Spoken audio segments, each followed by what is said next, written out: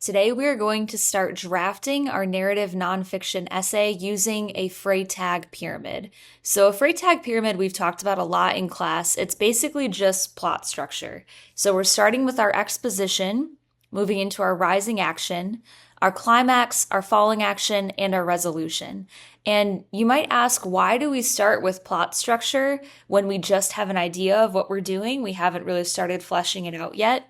For me, the easiest part of writing a story is finding the climax. The climax is the final turning point. It's really the focus of your essay.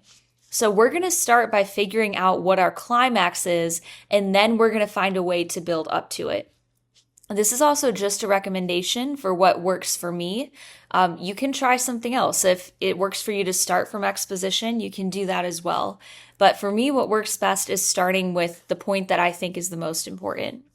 So I've narrowed it down and I've decided that teaching kindergarten for the first time is what I think will be the best topic for my essay. So I'm going to do some brainstorming and think about what was really the turning point. When did I learn a specific lesson about teaching kindergarten?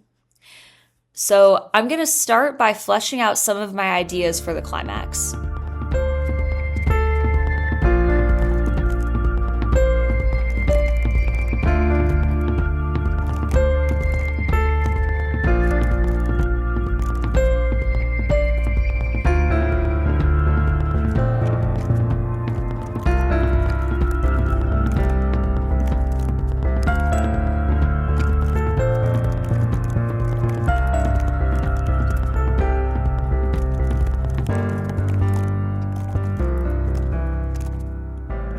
All right, so I have a little bit of a rough draft here using Freytag's pyramid. You probably noticed that I started writing a lot of things here at the climax, but then I realized that some of the things that I wrote actually were better in the rising action or the falling action section.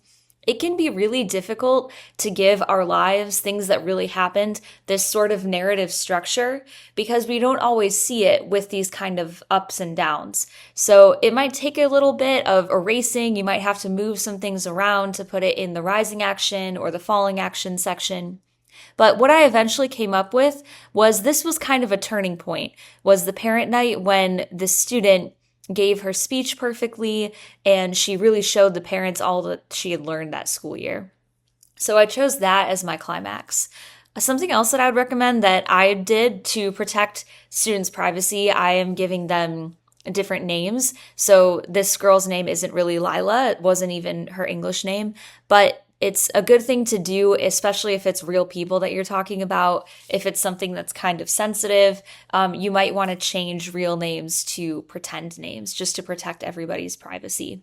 If it's a story that's perfectly harmless and you think that your siblings or your friends wouldn't care if they were in the narrative, then I think that's okay. But if it's something that might be a little bit embarrassing, I would really consider giving them a different name for the sake of their privacy. So it doesn't have to be full sentences when you're done. This is really just a start to get your ideas on paper. And I would recommend using bullet points like I did so that you can just kind of get all of your ideas out.